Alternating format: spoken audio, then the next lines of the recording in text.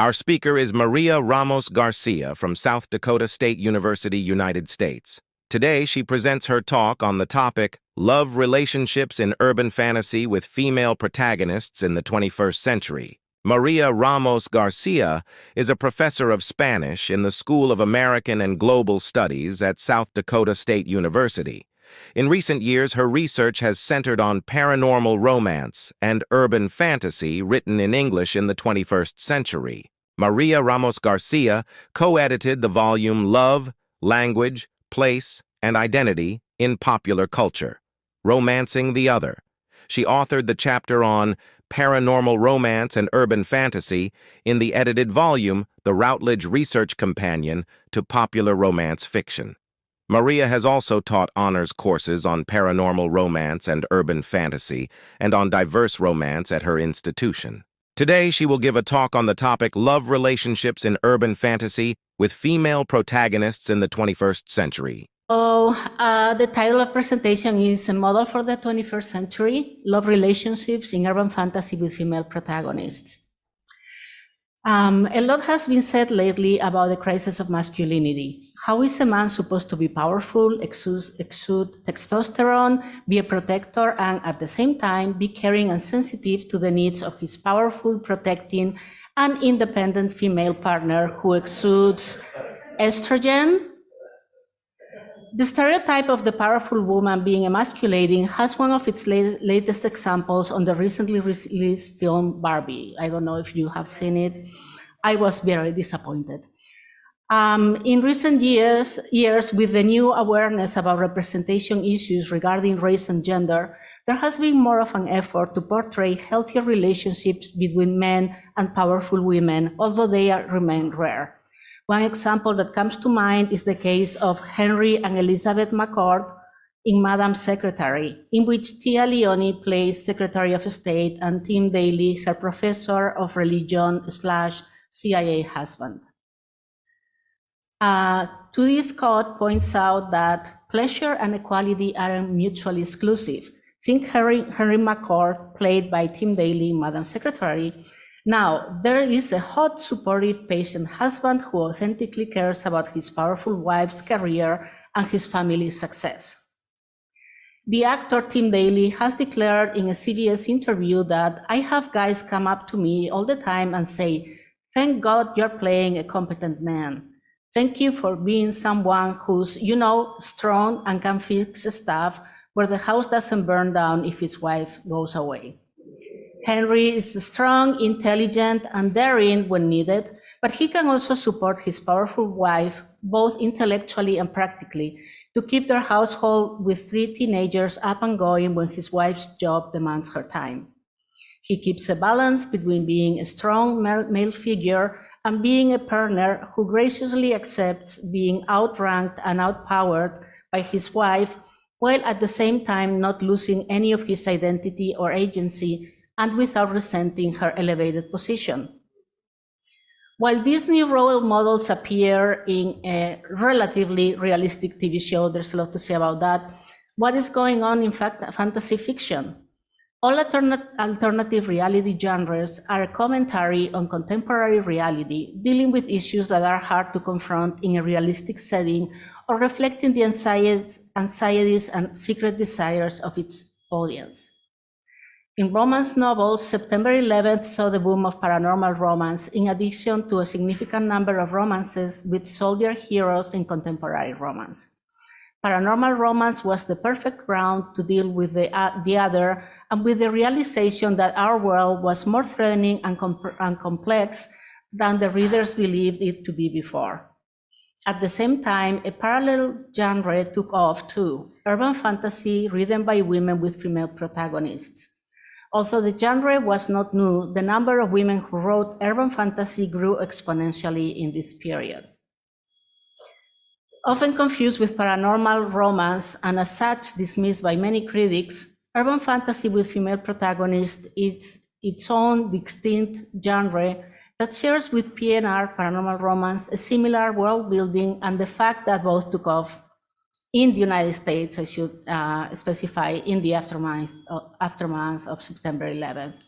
However, like its male counterparts, urban fantasy written by women, there's a single, in this case, female protagonist in a world similar to our own, in a narrative dominated by detective and adventure plots.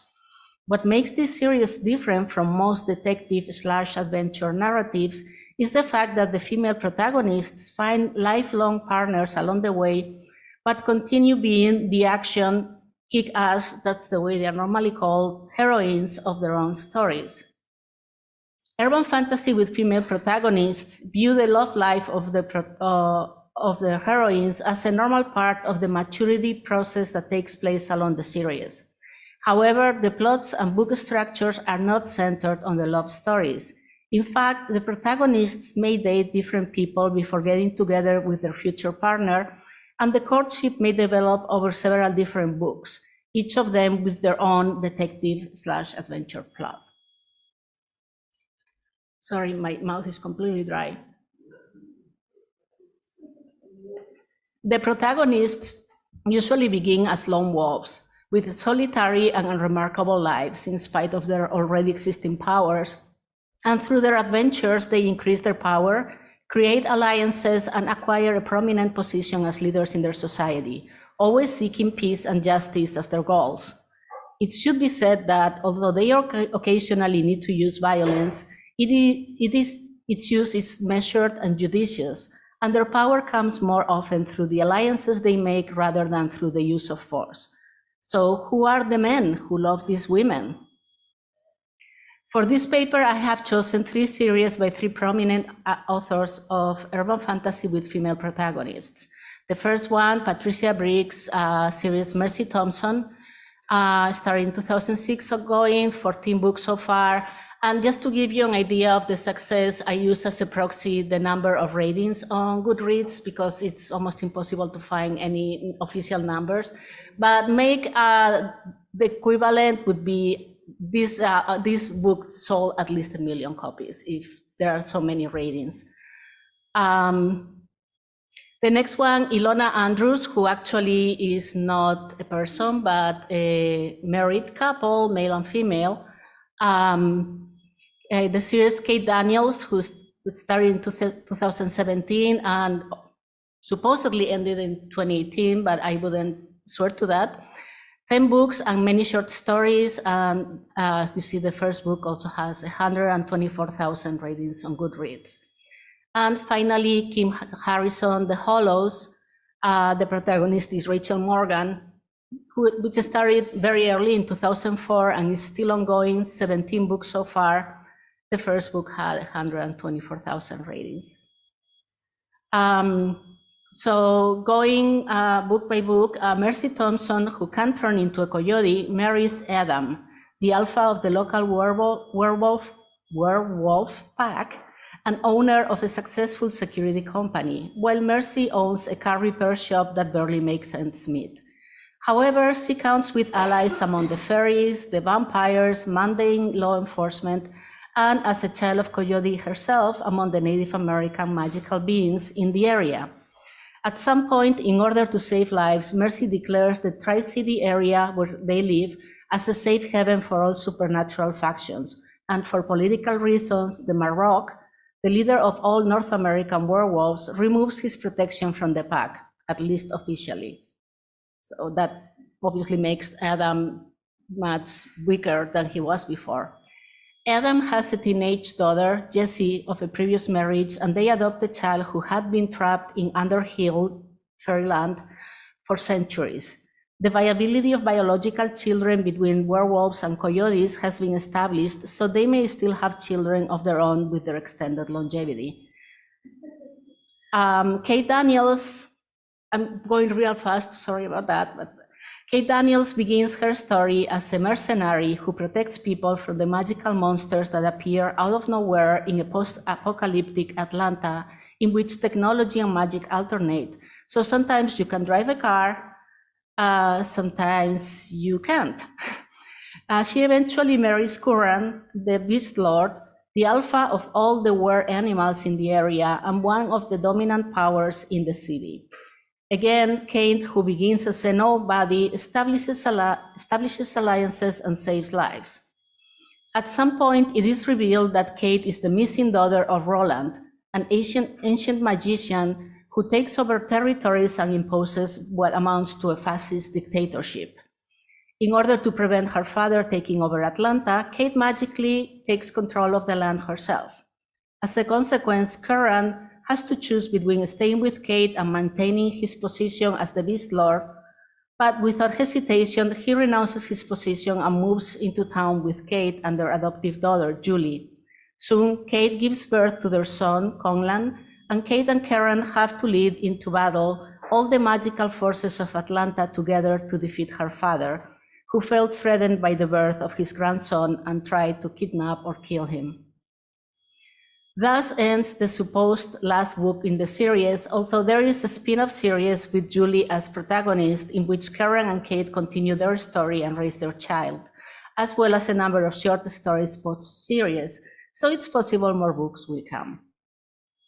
And for my third collection, Rachel Morgan is a witch who lives in post-turn Cincinnati after a large percentage of humanity died of a genetically engineered virus and all the magical species living among us have been revealed to the world. She dates several men throughout the series, but finally her other half is Trent Kalamack, an elf who was her nemesis for many books, in a perfect example of the enemies to lovers trope. However, they don't get together until book 12 in the series.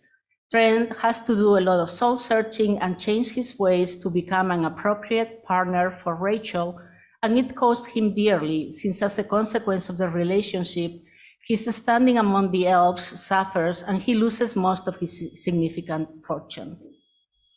Rachel, who turns out to be a demon due to the genetic manipulation performed by Trent's father when she was a child to cure her of a genetic disease, becomes the demon Sub Rosa, the law enforcer of demons with extraordinary powers. They both take care of two little girls, one of them Trent's biological daughter, the other adopted, and in the last book so far, Trent informs Rachel that he has discovered how they can become parents together, something that was impossible so far due to the different species. What surprised me the most when working on this series for this presentation was how similar the romantic paths of the characters were and how much their male partners had in common, in spite of the differences in appearance and the very different world building in the different series. Of course, all these men can be described as strong, trained in combat, and even aggressive, although in Trent's case, the aggressivity manifests most often in the boardroom, not in the battlefield. They are portrayed as dominant by nature, and in the first two cases, their attractiveness is due more to their personality and excellent physical condition than any traditional standards of beauty.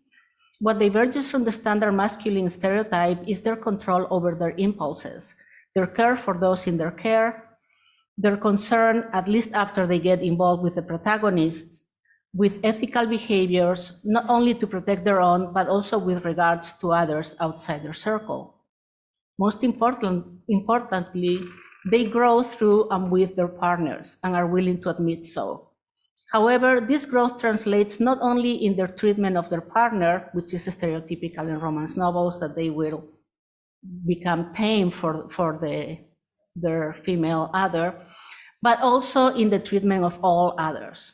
Probably the most remarkable element they all have in common is the fact that they are willing to lose power and status in order to stay with the woman they love. In all cases, there is the other woman, but also the other man. The contrast between the other woman and the protagonist is established because the other woman was weaker than the protagonist, more feminine and often more submissive, contrary to the other woman typical of romance novels, who is more sexually aggressive. Finally, what makes this relationship so rare in fiction is the domestic dimension of these novels. While both protagonists are fighting evil, they keep households constantly occupied and visited by many friends, and where children, biological or not, are being raised. These alpha males are also family men and don't feel jealous when their significant other takes a leading role. They support her unconditionally, even when that means doing the laundry or feeding the kids. This brings me back to the beginning of this presentation. To Henry to Henry McCord and Tim Daly, the actor who performs the character. In an interview with NPR, Daly made the following comment. In the first season, by the fourth episode, I'd cook like 14 meals, and I was like, okay, if I'm playing a 21st century version of a housewife, I don't want to do that either. Never mind that in addition to cooking in those episodes, he's portrayed as an intelligent, capable man with a successful career as a scholar, with a strong moral compass, and still linked to the CIA.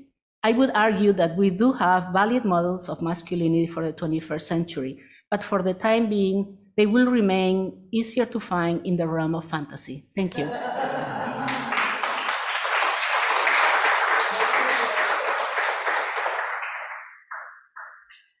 Any questions?